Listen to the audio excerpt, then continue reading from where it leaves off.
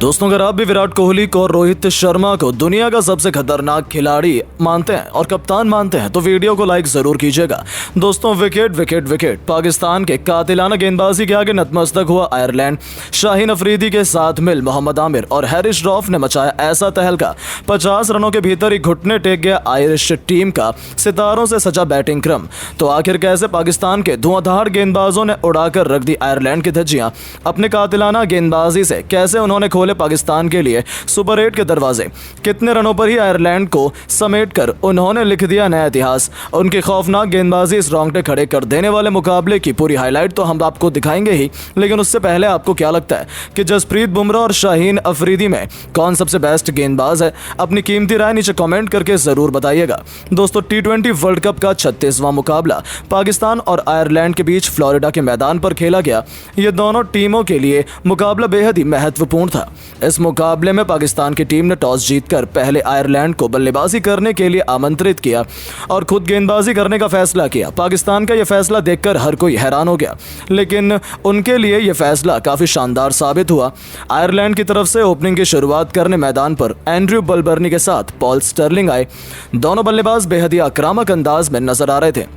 वहीं पाकिस्तान की तरफ से पहले ओवर लेकर आए शाहीन अफरीदी बेहद ही खतरनाक गेंदबाजी का नज़ारा दिखा रहे थे।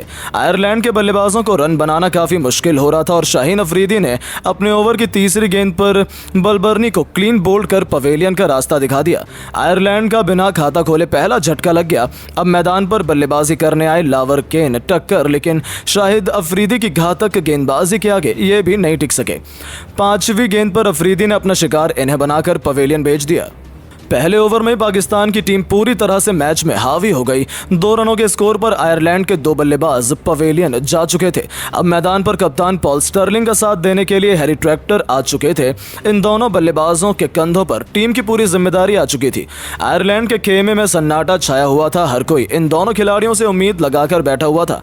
पाकिस्तान की तरफ से दूसरा ओवर लेकर आए टीम के सबसे खतरनाक तेज गेंदबाज मोहम्मद आमिर बेहतरीन गेंदबाजी का नजारा दिखा रहे थे। आयरलैंड के बल्लेबाजों रन बनाना काफी मुश्किल हो रहा था। तभी अपने ओवर की चौथी गेंद पर मोहम्मद आमिर ने अपना शिकार कप्तान पॉल स्टर्लिंग को बना लिया और उन्हें पवेलियन का रास्ता दिखा दिया। आयरलैंड को तीसरा झटका केवल 4 रनों के स्कोर पर लग गया। आयरलैंड की टीम पूरी तरह से बिखरती हुई नजर आने लगी, लेकिन अब ट्रैक्टर का साथ देने के लिए मैदान पर कैंपर आ चुके थे। इन दोनों खिलाड़ियों के कंधों पर टीम की पूरी जिम्मेदारी आ चुकी थी। पाकिस्तान की खतरनाक गेंदबाजी देखकर हर कोई हैरान हो चुका था। 2 ओवर में आयरलैंड का स्कोर केवल 8 रनों तक बन पाया। पाकिस्तान की तरफ से तीसरा ओवर लेकर आए एक बार फिर विकेट की तलाश में शाहीन अफरीदी। इस ओवर में भी खतरनाक गेंदबाजी का नजारा दिखा रहे थे। बाल बाल बल्लेबाज अपने विकेट गंवाने से बच रहे थे। पाकिस्तान के गेंदबाजों का सामना करना आयरलैंड के लिए बहुत मुश्किल हो रहा था, लेकिन तभी कैंपर ने शाहीन अफरीदी की दूसरी गेंद पर शानदार चौका जड़कर टीम का स्कोर आगे बढ़ाया। आयरलैंड टीम का स्कोर बड़ी ही मुश्किल से आगे बढ़ रहा था। बल्लेबाज रन बनाने में पूरी तरह से असफल हो रहे थे। तभी अंतिम गेंद पर शाहीन अफरीदी ने एक बार फिर अपना प्रचंड रूप दिखाया और ट्रैक्टर को LBW कर पवेलियन का रास्ता दिखा दिया। केवल 15 रनों के स्कोर पर आयरलैंड के 4 बल्लेबाज पवेलियन लौट गए। पूरी टीम धाराशायी होती हुई दिखने लगी। वहीं पाकिस्तान की टीम पूरी तरह से इस मैच में हावी हो चुकी थी। ट्रैक्टर अपनी टीम के लिए बिना खाता खोले पवेलियन लौट गए, लेकिन कैंपर अभी भी मैदान पर टिके हुए थे। उनका साथ देने के लिए अब मैदान पर नए बल्लेबाज गोल्गी डॉकेरल आ चुके थे। वहीं पाकिस्तान की तरफ से चौथा ओवर लेकर आए एक बार फिर मोहम्मद आमिर। पाकिस्तान के गेंदबाज शानदार फॉर्म में नजर आ रहे थे, अपनी घातक गेंदबाजी पेश कर रहे थे। कछुए की रफ्तार की तरह आयरलैंड का स्कोर धीरे धीरे आगे बढ़ रहा था। आमिर की खतरनाक गेंदबाजी के आगे आयरलैंड के बल्लेबाज एक भी रन नहीं बना पा रहे थे। मैदान पर संघर्ष करते हुए दिखाई दे रहे थे। 4 ओवर में आयरलैंड का स्कोर बड़ी मुश्किल से 17 रनों तक बन पाया।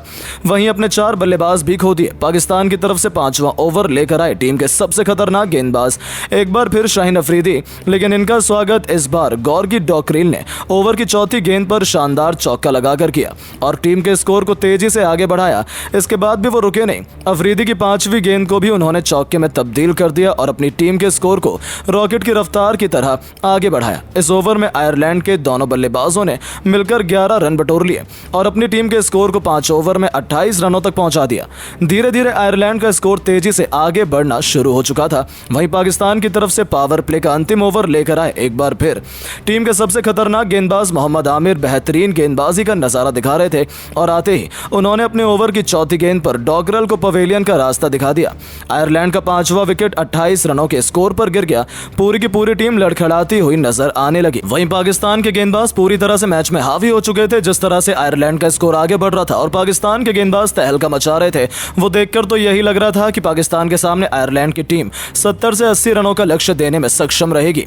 लेकिन दोस्तों, अब आपको क्या लगता है, भारतीय टीम इस बार वर्ल्ड कप की ट्रॉफी जीत पाएगी या नहीं? नीचे कमेंट करके जरूर बताएं। दोस्तों, क्रिकेट इतिहास की दो दिग्गज टीम भारत और कनाडा के बीच आज फ्लोरिडा के मैदान पर खेला गया, जहां पर बारिश के चलते मैच को शुरू होने में काफी ज्यादा समय लगा। और जब मैच दोबारा से प्रारंभ हुआ तो 5 ओवर का मैच दोनों टीम के बीच खेला गया। इस बीच भारतीय टीम के कप्तान रोहित शर्मा ने टॉस जीतकर पहले गेंदबाजी करने का फैसला किया और बल्लेबाजी करने के लिए कनाडा की टीम को आमंत्रित किया था। इस बीच कनाडा की टीम की तरफ से रनों की बारिश करने के इरादे से नवनीत और एरॉन जॉनसन की सलामी जोड़ी मैदान पर उतरी, जहां पर इन दोनों ने तूफानी बल्लेबाजी करते हुए टीम को मजबूत शुरुआत देने का प्रयास किया। जहां पर दोनों ने पहले ओवर में 9 रन बटोरे और अपनी टीम को मजबूत शुरुआत भी दिला दी। इस बीच दोनों ने चौके के साथ अपना खाता खोला, लेकिन दूसरी तरफ से गेंदबाजी करने के लिए आए जसप्रीत बुमराह के सामने दोनों ने तूफानी बल्लेबाजी करने का प्रयास किया था, लेकिन अब जसप्रीत बुमराह ने दोनों को ही काफी ज्यादा परेशान किया।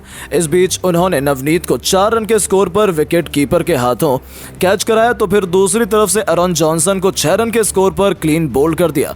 इसके बाद बल्लेबाजी करने के लिए प्रगत सिंह और निकोलस मैदान पर आए, जहां पर दोनों ने इस ओवर के अंदर मात्र 3 रन बनाए। ऐसे में अगले ओवर में गेंदबाजी करने के लिए आए मोहम्मद सिराज के सामने दोनों बल्लेबाजों ने एक छक्का और एक चौका लगाते हुए मात्र 12 रन बटोरे। ऐसे में अब अगले ओवर में गेंदबाजी करने के लिए रविंद्र जडेजा आए, जिनके सामने दोनों बल्लेबाजों ने और भी ज्यादा तूफानी बल्लेबाजी करते हुए एक एक छक्का लगाते हुए 14 रन बटोर लिए, टीम के स्कोर को आगे ले जाने का कार्य किया। ऐसे में अब मैच का अंतिम ओवर करने के लिए अक्षर पटेल को बुलाया गया, जिनके सामने पहली गेंद पर प्रगत सिंह छक्का लगाने के बाद दूसरी ही गेंद पर क्लीन बोल्ड होकर पवेलियन को 17 रन बनाकर लौट गए। ऐसे में अब बल्लेबाजी करने के लिए रविंद्र पाल सिंह आए, जो अब पहली गेंद पर रन आउट होकर पवेलियन को लौट गए। लेकिन इस बीच निकोलस ने इस ओवर के अंदर एक बेहतरीन चौका और एक छक्का लगाते हुए 17 रन बना लेने के बाद पारी का समापन किया, जहां पर निकोलस ने 24 रन का योगदान दिया, जिसके चलते कनाडा की टीम 5 ओवर के अंदर 54 रन 4 विकेट के नुकसान पर बना पाई। ऐसे में भारतीय टीम लक्ष्य का पीछा करने के लिए मैदान पर उतरी।